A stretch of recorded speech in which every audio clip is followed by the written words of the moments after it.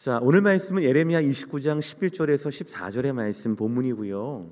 제목은 넘어졌다고 끝난 것은 아닙니다 라는 제목으로 함께 은혜를 나누고자 합니다. 요즘 한창 올림픽 뉴스가 막 이렇게 전해지고 있어요. 퍼지고 있지요. 자연스럽게 미국에 살지만 저 시민권도 있거든요. 근데 미국에 살지만 자연스럽게 한국 뉴스하고 이런 거에 좀 많이 어텐션이 되는 것 같아요. 너무 깜짝 놀라는 거는 지난 월요일하고 화요일 날 한국이 올림픽 1등이었었어요. 진짜예요. 한순간. 근데 어느 종목에서 그렇게 1등이었나 봤더니 와, 대단합니다. 여자 사격, 여자 양궁 선수들이 금메달, 은메달을 막 휩쓰는 거예요. 다시 한번 깨달았습니다. 진짜 집사람한테 잘해야 되겠구나. 우리 대한민국 여성들 안에 그 안에 있는 그 전투 본능을 일깨우면 안 되는 거구나 한번 생각을 해보게 되었습니다. 근데 저는 사실 올림픽 하면은 항상 떠올리게 되는 그런 장면이 있어요. 굉장히 인상 깊은 장면이었는데요. 20년 전에 그리스 아테네에서 있었던 아테네 올림픽 맨 마지막 마라톤에서 있었던 일입니다. 그 마라토너 중에서 한 분 브라질 출신의 리우라고 하는 리마 선수가 있었는데요. 그분이 일방적인 선두를 달리고 있었습니다. 그러니까 35km를 지나서 자기가 단독 선두였어요. 2위군까지는 300m의 어떤 디스턴스가 있었거든요. 그러니까 별 이변이 없는 한, 중계진들도 다 그랬고 별 이변이 없는 한 이 리마 선수가 자기의 페이스만 유지하면 이분은 이제 1등이 되는 겁니다. 우승이 되는 거예요. 그러다 갑자기 난데없이 이상한 복장을 한 아일랜드 복장이었는데 그 남성이 그 남성 관중이 레이스 위에 뛰어들어서 이 리마 선수를 부둥켜갖고 넘어지게 되는 겁니다. 그러니까 의도적으로 방해를 하는 것이죠. 혹시 장면이 있으면은 저 장면입니다. 혹시 기억나시는 분 계신지 모르겠지만은요, 너무 놀랐어요. 저 장면이었습니다. 겨우겨우 주변 사람들의 도움을 받은 후에 떼어나와서 다시 레이스를 재개를 했지만 한번 페이스를 놓쳤던 이 리마 선수는 선두를 그만 잃어버리게 됩니다. 추월당하게 돼서 결국에는 3등으로 결승선을 통과하게 되지요. 20년 전 일이었지만 저게 너무나 독특했던, 인상 깊었던 일이었기 때문에 저는 지금도 기억합니다. 그 당시 저녁 뉴스에 모든 뉴스마다 도배하다시피 이렇게 많이 떠들썩했습니다. 당연히 저 마라토너 리마 선수의 조국인 브라질에서는 막 IOC를 막 제소하겠다, 금메달을 빼앗겼다, 도둑맞았다, 막 난리가 났었습니다. 마라톤 코스와 관중 관리를 제대로 못했던 올림픽위원회 법적 조치를 하겠다 어쩌겠다라고 하는 막 그런 뉴스가 흘러나왔어요. 그러나 너무나 행복한 표정의 리마 선수는 그러지 말라라고, 나는 지금 너무나 행복하다라고 인터뷰를 합니다. 한번 영상이 준비되어 있는데요. 그 마지막 결승선에 돌아오는 리마 선수의 저 모습이에요. 너무 행복해 보이지 않습니까? 저는 관중이 막 난입해서 하는 것도 너무나 충격적이었지만 저렇게 너무나 행복하게, 금메달을 빼앗겼지만 3등으로 돌아왔지만 저렇게 행복하게 자기의 레이스를 마친 저 선수의 저 모습, 저 비행기 세레모니라고 하는데 저 모습이 너무나 인상 깊어요. 그래서 지금도 전 세계인들에게 올림픽 정신이 과연 무엇인가, 뭘 추구하는가라고 하는 것에 대한 아이코닉으로서 리마 선수는 남아 있습니다. 사실 저 우승 때 20년 전 아테네 올림픽에서 마라톤 우승자가 누군지 아무도 기억 못할 겁니다. 그러나 리마 선수의 저 표정, 도저히 원망이나 억울함을 찾아볼 수 없는 저 표정은 저 같은 경우는 아마 평생 잊지 못할 것 같아요. 그 이유는 여러분과 같습니다. 리마 선수가 역대 가장 최고로 훌륭한 선수, 가장 빠른 마라토너여서가 아니라 어떠한 공경과 어려움에도 그는 레이스, 달리는 것의 기쁨을 잃지 않았기 때문에 그렇습니다. 사랑하는 성도 여러분, 오늘 제목으로 여러분을 축복합니다. 넘어졌다고 끝난 것은 아닙니다. 실패 같은, 실패처럼 보이는 현실이 전부가 아닙니다. 왜냐하면 그 이유가 중요한데요. 우리를 향하신 하나님의 계획이 아직 끝나지 않았기 때문에 그렇습니다. 그래서 우리는 고백할 수 있습니다. 첫 번째입니다. 하나님 안에서 실패는 없다라는 것이에요. 우리 함께 읽어보겠습니다. 시작. 하나님 안에서 실패는 없습니다.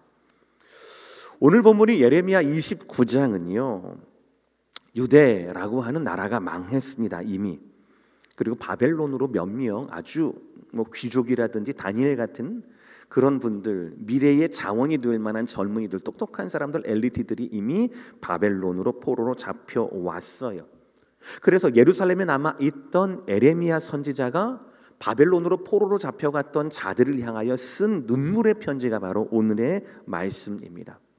29장 4절의 말씀, 만군의 여호와 이스라엘의 하나님께서 예루살렘에서 바벨론으로 사로잡혀 가게 한 모든 포로에게 이와 같이 말씀하시니라. 사실 우리에게 이 본문은요, 포로라고 하는 단어에 꽂힙니다. 포로라고 하는 단어만 보면 실패한 것 같습니다. 그리고 실패했습니다. 포로는 뭡니까? 전쟁에서, 경쟁에서 패배한 결과가 바로 포로입니다. 그리고 포로의 신분은 나만 끝나는 것이 아닙니다. 나만 유효한 것이 아니라 영원히 계속됩니다. 내가 포로면 내 아들도 포로의 자식이 되는 겁니다. 그렇게 살아야 하는 겁니다. 그러니까 포로는 실패의 결과이고 그 포로라고 하는 실패의 결과는 영원한 실패가 되는 것입니다. 사실 이처럼 포로라고 하는 상황은 절망적인 상황입니다. 게다가 억울하고 비참하지요. 도저히 바뀔 것 같지 않는 운명의 굴레와도 같다라는 것이죠.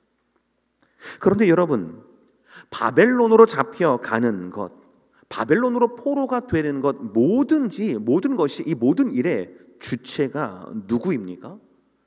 단순히 이스라엘이 남유다가 전쟁이나 경쟁에서 진 결과가 이스라엘의 포로가 아니었습니다.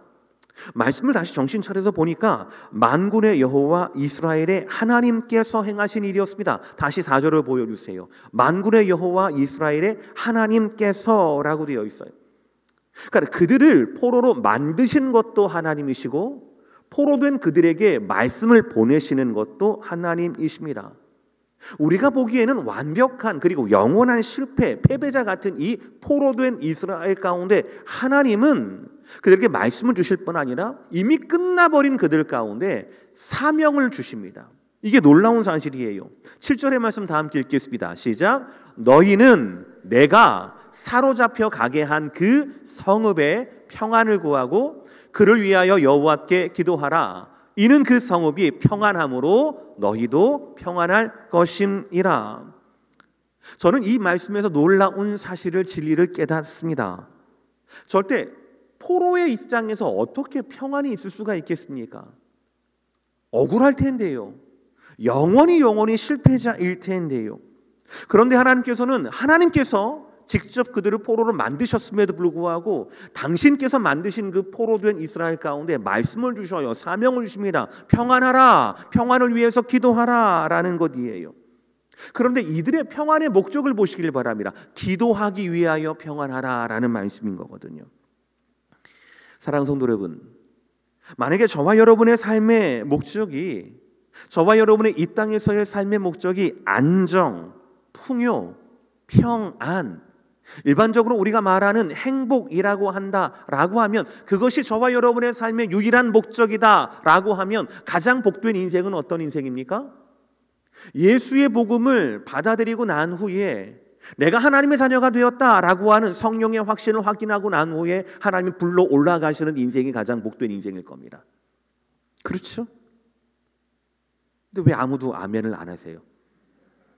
그렇잖아요. 복음을 받아들이고 내가 하나님의 백성이라는 것이 확인이 되고 내가 구원받았어 라는 것이 확인되고 난 다음에 어떠한 유혹이나 어떠한 넘어짐이나 어떠한 실패에 틈새도 없이 하나님 나를 부르시면 얼마나 그게 이득이 되는 인생입니까? 구원받자마자 구원이 완성이 되는 거니까요. 그러나 그렇지 않거든요. 우리 삶을 향한 하나님께서, 우리 삶을 향한 하나님의 복음을 주심, 우리 삶을 향한 하나님의 사명을 주심, 우리 삶을 향한 하나님의 평안을 주심, 우리가 우리의 평안을 위해서 기도해야 하는 것, 내가 포로이지만 적국을 위해서, 그 도시를 위해서 기도해야 하는 이 모든, 이해할 수 없는 그 모든 사명과 소명의 목적은 바로 무엇이냐? 나의 행복과 만족이 아니라는 거예요. 그것이 아니라 하나님과의 관계라는 거예요. 하나님과의 관계라는 겁니다. 아들로 부르신 하나님 앞에 내가 아들로서 얼마나 살아내고 있는가? 어떤 처지, 어떤 어두움, 어떤 세상 가운데 있더라도, 어떤 억울함 가운데 있더라도 내가 아들됨을, 그리스도인됨을 얼마나 드러내고 있는가, 내가 가지고 있는 이 복음의 빛을 얼마나 비추고 있는가. 그 하나님과의 관계라는 것이죠. 포로이지만, 그래서 실패의 결과처럼 보이고 소망이 없어 보이지만 우리를 향한 하나님의 관계는 아직 끊어지지 않았다라는 것이죠. 그래서 오늘 보면 이렇게 말씀하는 겁니다. 다 함께 읽겠습니다. 11절의 말씀 시작. 여호와의 말씀이니라. 너희를 향한 나의 생각을 내가 아나니 평안이요 재앙이 아니니라. 너희에게 미래와 희망을 주는 것이니라. 할렐루야. 사랑하는 성도 여러분, 가장 먼저 인정합시다. 포로된 자들 가운데, 끝난 자들 가운데, 영원한 굴레 가운데 속해 있는 자들 가운데 하나님은 여호와의 말씀이니라, 여호와의 말씀이니라 라고 말씀해요. 소망이 없어 보이는 자들에게, 지금 우리에게도 하나님의 말씀이 임하십니다. 자, 하나님의 말씀이 임한다라면, 그 말씀에 붙잡힌 바 되었더라면 우리는 실패가 끝이 아니다라는 것이에요. 왜요? 우리를 향한 하나님의 계획이 멈추지 않았거든요. 계속 말씀을 주시기 때문에 그렇습니다. 그러니 사랑하는 성도 여러분, 한 가지를 더 기억하시기를 바랍니다. 이 말씀을 들으려면은요, 이 말씀 가운데 하나님의 살아계심과 하나님의 부르심을 우리가 기억하려면, 그래서 포로의 시대, 절망의 시대, 어두움의 시대에도 하나님의 백성으로서 하나님의 말씀에 반응하는 사람으로서 살려면 한 가지, 기도해야 한다라는 것. 기도해야 한다라는 것.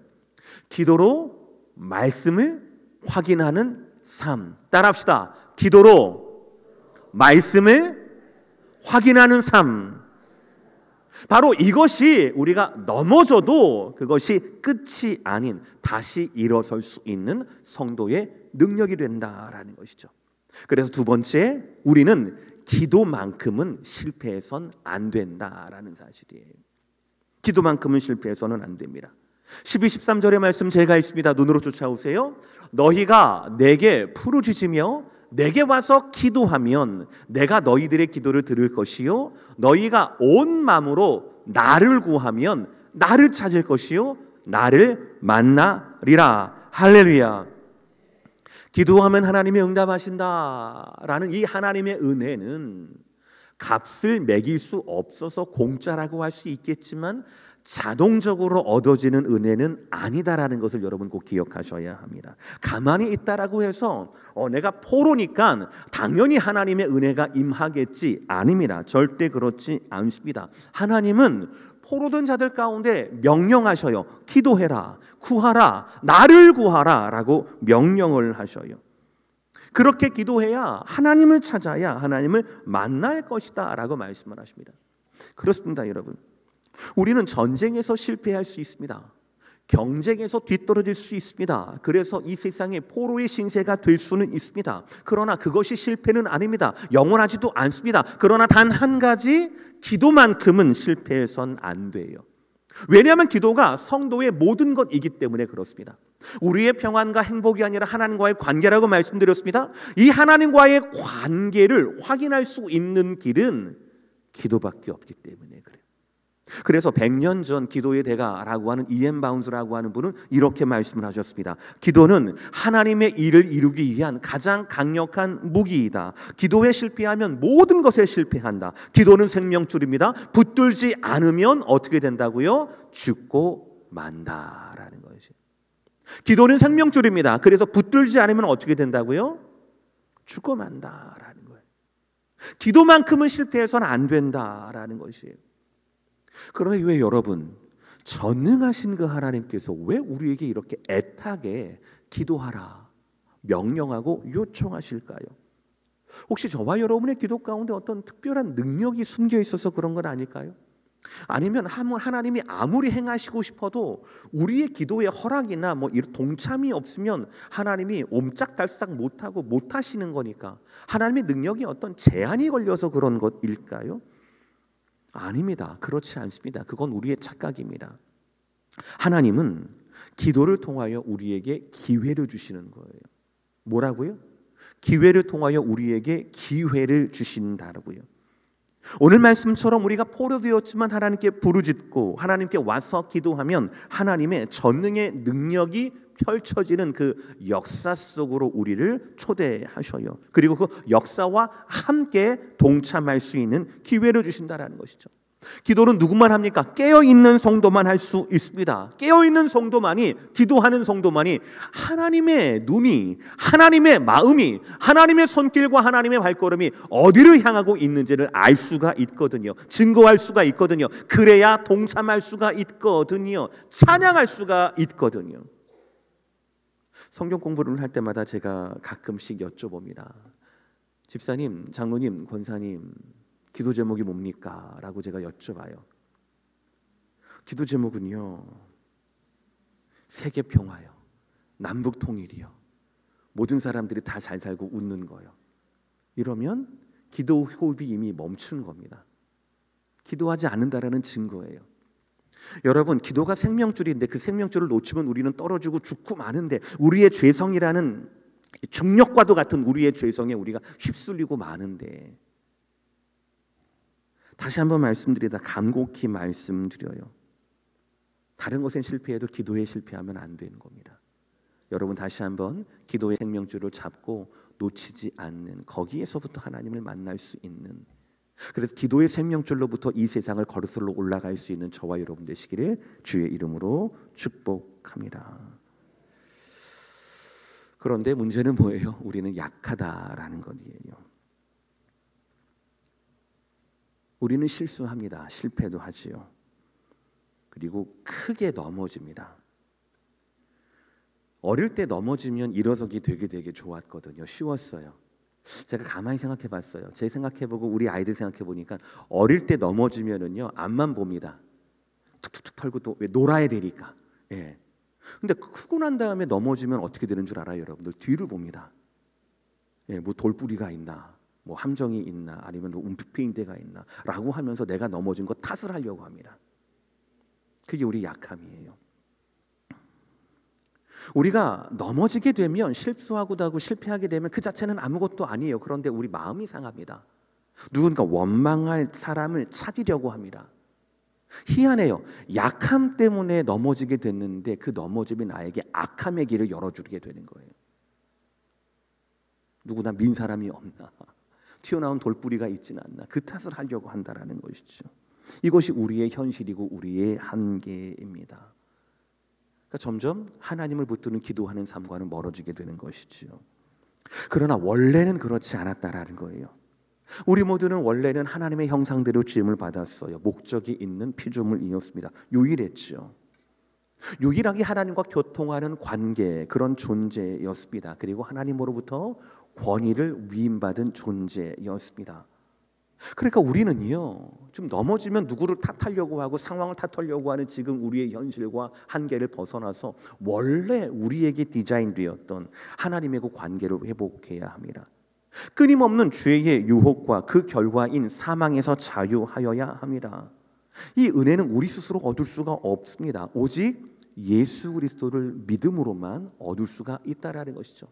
로마서 5장 10절에 이렇게 말씀하고 있습니다. 곧 우리가 원수 되었을 때에 그의 아들의 죽으심으로 말미암아 하나님과 화목하게 되었은즉 화목하게 된 자로서는 더욱 그의 살아나심으로 말미암아 구원을 받을 것이니라. 우리가 원수 되었을 때. 그런데 더 중요한 구절이 그 다음 구절이에요. 11절 말씀 다 함께 시작. 그뿐 아니라 이제 우리로 화목하게 하신 우리 주 예수 그리스도로 말미암아 하나님 안에서 또한 즐거워하느니라. 할렐루야. 예수 그리스도로 말미암아 우리는 회복했습니다. 원수 되었던 우리와 하나님이 화목하게 되었습니다. 그런데 이 화해가 그냥 찝찝한 화해, 지옥 가기 싫으니까 하나님 이러면서 용서해 주세요. 나 그래도 나 자격이 없지만 하나님 자녀가 되고 싶어요 라고 하는 찝찝하고 좀 이상한 뒤끝이 있는 그런 화해가 아니라 화목하게 될 뿐 아니라 11절 말씀에 의하면 그 예수로 말미암아 화목하게 되고 예수로 말미암아 어떻게 된다고요? 하나님 안에서 또한 즐거워하느니라. 하나님 안에서 넘어지는 게 무슨 대수입니까? 하나님 안에서 넘어지는 것이 무슨 대수예요? 그러니까 넘어져도 그게 끝이 아니라니까요. 넘어져도 그게 실패가 아니라니까요. 그런데 하나님 안에서가 더욱더 중요한 거예요. 넘어져도 어디서 넘어지는 겁니까? 하나님 안에서 넘어져야 한다라는 거예요. 졸더라도 예배에 나와 졸아야 졸면 안 돼요. 예, 그래도 안 돼요. 우리는 원래 하나님과 원수가 되었어요. 그러나 예수의 복음으로 말미암아 우리가 하나님과 화목하게 되었습니다. 화목하게 되었을 뿐만 아니라 관계를 열었을 뿐만 아니라 그 관계 안에서 관계의 깊음 사귐이라고 말씀하거든요. 바울은요. 그 깊은 사귐, 그 즐거움을 저와 여러분이 누리게 되었다라는 것이죠. 결국 우리는 포로돈 이 세상 가운데 어떻게 살아야 하느냐? 바로 의인의 믿음으로 살아야 한다라는 사실이에요.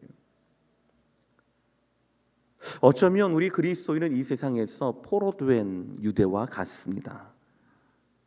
그럼에도 불구하고 우리가 기도하는 이유는 우리를 다시 만나 주시겠다, 우리를 다시 회복하게 하시겠다라고 하는 하나님의 말씀 때문에 그렇습니다. 그렇습니다. 저와 여러분은 조금 더 신분을, 상황을, 팔자를, 처지를 바꾸기 위해서 발버둥 치는 그런 인생이 아니라 우리의 삶의 목적은 나에게 주신 하나님의 그 말씀의 성취를 기대하며 기다리는 인생이다라는 것이죠. 오늘 말씀 가운데 가장 중요한 말씀 14절의 말씀 다 함께 있습니다. 천천히 시작. 이것은 여호와의 말씀이니라. 나는 너희들을 만날 것이며 너희를 포로된 중에서 다시 돌아오게 하되 내가 쫓아 보내었던 나라들과 모든 곳에서 모아 사로잡혀 떠났던 그곳으로 돌아오게 하리라. 이것은 여호와의 말씀이니라. 아멘. 가장 중요한 것은 이것은 여호와의 말씀이니라. 이것은 여호와의 말씀이니라. 여러분, 사실 이 말씀은요 70년 뒤에나 이루어질 말씀입니다.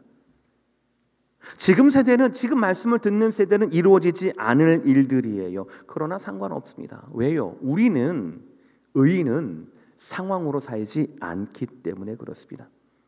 의인은 믿음으로 살아야 되기 때문에 그렇습니다. 어떤 믿음입니까? 내 처지가 나아지려는 믿음? 아니요. 나를 향한 하나님의 말씀이 이루어진다라고 하는 말씀에 대한 믿음이지요. 어떤 상황과 고난 가운데에도 하나님은 하나님의 백성들에게 말씀을 주시고 그 주신 말씀이 반드시 이루어진다라는 것이에요. 이 말씀, 우리에게 들리는 말씀이 끊이지 않는 한 우리의 삶은 가치가 있다, 목적이 있다, 하나님의 소원이 있다라는 것이죠. 빛날 수 있다라는 것이죠. 그러니 하나님의 말씀 안에서 넘어지는 것, 그것이 무슨 대수입니까? 그게 전부가 아니에요. 내 삶보다 더 중요한 나를 향한 하나님의 말씀이 들리거든요. 살아있거든요. 우리의 기도를 통하여서 우리를 통해 하나님의 말씀을 확인하는 삶, 이것이 바로 포로된 우리를 평안하게 할 것이다 라는 것이죠. 이것이 바로 의미 있게 할 것이다 라는 사실이에요. 이러한 삶에서 우리가 조심해야 할 것이 있습니다. 혼동하지 말아야 할 것이 있습니다. 우리에게 필요한 것이 하나님의 말씀이고 하나님의 은혜인데요, 좀 조심해야 할 것이 있어요. 여러분 모두 아마 유튜브를 많이 보실 것이에요. 저 또한 소위 은혜가 되는 그런 컨텐츠를 많이 접합니다. 알고리즘이 계속 이렇게 뜨게 하거든요. 보면 전체적으로 참 많이 은혜를 받아요. 유익합니다. 근데 불편한 지점이 있어요. 하나님의 은혜가 너무 인간 중심적이라는 거예요. 물론 이해는 합니다. 유튜브를 운영하는 회사 입장에서도 수익이 나야 하는데 제가 알기로 주로 그 수익은 사람들이 많이 봐야 하고 자주 봐야 나는 것 같아요. 그러니 컨텐츠 시간이 점점점 짧아집니다. 10분 넘어가는 거 별로 없어요. 요즘에는 쇼츠 뭐라고 해가지고 1분 내외, 몇십 초 내외로 승부를 보더라고요. 그러다 보니까 자연적으로 더 자극적이 됩니다. 자극적이 돼요. 은혜를 말하는 컨텐츠인데 그 속에 하나님의 말씀이 없어졌어요. 그저 내가 얼마나 힘들었는가, 내가 얼마나 절망적이었는지, 그런데 하나님이 나를 얼마나 드라마틱하게 변화시켰는지, 그것만 나옵니다. 로마서 5장 3, 4절에 의하면 우리가 나가는 세상에서의 환난은 인내를 만들어내고 인내는 연단을 만들어내고 이 연단이 소망을 만들어낸다. 이것을 우리가 안다라고 고백을 하거든요. 근데 컨텐츠를 보면 인내와 연단이 빠져 있어요. 내가 얼마나 힘들었는지, 하나님이 나를 얼마나 드라마틱하게 위대하게 만들어 주셨는지, 얼마나 근사한 소망을 주셨는지 요거만 나옵니다. 중간이 빠져 있어요. 이것이 전부입니다. 유행하는 신앙 강진도 마찬가지입니다. 여러분, 우리의 심금을 울리는 간증이 좋은 간증이 아닙니다. 좋은 간증은 하나님을 알게 해야 합니다. 하나님을 드러내야 합니다. 조회수가 아니에요. 오늘 말씀을 보시길 바랍니다. 포로면 어떻습니까? 실패하고 또 넘어졌으면 어떻습니까? 그렇다고 하나님이 변하셨습니까? 그렇다고 하나님께서 말씀을 멈추셨습니까? 그렇다고 하나님이 바벨론에 있는 포로를 향하여 외면하셨습니까? 그들을 버리셨습니까? 그렇지 않습니다. 비록 70년 뒤에 일어날 일들이지만 하나님은 분명하게 말씀하셨어요. 오늘 본문 11절, 12, 13, 14 이 네 구절에서만 여호와의 말씀이니라, 여호와의 말씀이니라, 여호와의 말씀이니라 세 번이나 강조를 합니다. 그러면 되는 겁니다. 그러면 이 포로가 70년의 인내의 세월은 결코 재앙이 아닙니다. 생명이고 소망입니다. 그들은 포로라는 환난을 인내와 연단으로 채울 수 있는 70년의 기회를 얻게 된 겁니다. 회복을 위해 꿈꾸고 준비하며 깊은 기도로 통하여서 하나님을 만나고 하나님께 구하는 시간을 갖게 되는 거예요. 그래서 70년 뒤에 스룹바벨 총독과 과도 같은, 느헤미야 같은, 에스라 같은 분들이 준비될 수 있도록 그렇게 열매를 맺게, 씨를 뿌리게 되는 거거든요. 그 열매를 위해서. 사랑하는 성도 여러분, 이 시간 우리는 이 세상에서 믿음으로 살아내야 합니다. 그런데 그 믿음이 그저 남들보다 뒤떨어지지 않는 믿음이 아닙니다. 하나님에 대한 믿음이에요. 말씀에 대한 믿음이에요. 말씀으로 시작된 믿음이고, 우리의 믿음은 이 말씀이 내 삶에서 얼마나 확인되는가, 증거되는가, 성취되는가를 보는 믿음입니다. 그것이 바로 이 땅 가운데 의인으로 살게 하는 믿음이다라는 것이죠. 올림픽 이야기로 오늘 말씀 마무리합니다. 저는 사실 이번 올림픽이 파리에서 일어난다라고 하는 것도 잘 몰랐어요. 그러다가 셀린 디온이라고 하는 여가수 아시죠, 여러분들? 참 노래 잘하시는 분인데, 그분이 무슨 근육 희귀병에 걸렸다라고 하는 유튜브를 보게 된 거예요. 그런데 그분이 막 재활하고 막 힘들게 재활하면서 파리 올림픽 오프닝 무대에 서게 된다라고 하는 굉장히 좀 드라마가 있는, 굉장히 내러티브가 있는 그런 소식을 접하게 되고, 아, 그래서 이번 올림픽은 파리에서 일어나게 되는구나라고 저는 생각만 했습니다. 근데 느닷없이 이런 뉴스를 보게 됐어요. 여러분 아마 보시고 놀란 분들도 많으실 텐데요. 그래서 일부러 화면은 준비하지 않았습니다. 개막 공연 가운데 우리가 잘 알고 있는 레오나르도 다빈치의 작품 마지막 만찬을 패러디한 공연이 있었다라고 얘기해요. 마지막 만찬은 예수님께서 제자들과 마지막 식사에서 가르쳤던 마지막 가르침의 현장이었어요. 6월절 식사이기도 했던 그 현장, 예수님은 영원한 어린 양으로서 자신을 계시하십니다. 그리고 언약의 피로서 자기 당신의 피를 우리 모두에게 영원토록 허락하셔요. 그것을 영원토록 기념하는 것, 그것이 지금 우리가 지키는 성찬의 의미이고 이유입니다. 이렇듯 예수님을 중심으로 한 마지막 만찬은 우리에게 거룩하고 영원한 신성한 의미를 가져요. 그런데 이 거룩하고 신성한 장면을 모독했어요. 도저히 작품이라고 볼 수 없을 정도로 천박하고 욕되게 했습니다.